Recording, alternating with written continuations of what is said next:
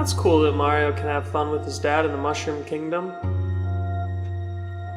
Kinda does make me wonder where things went wrong with my dad and I, though.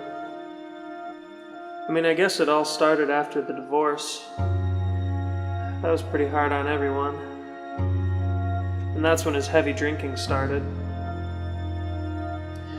And you know, as terrible as it sounds, his heavy drinking, it kind of became an excuse to explain why he and I never really had a real relationship.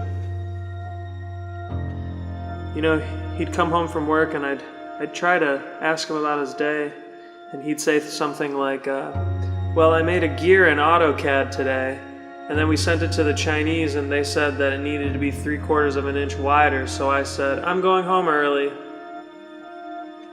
He'd come home and go straight down to the basement, and he'd start chain smoking and drinking.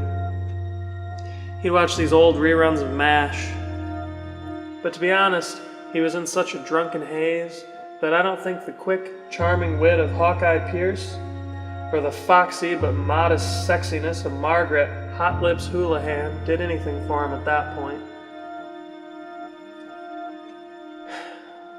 He'd come upstairs every night before I would go back to my mom's house.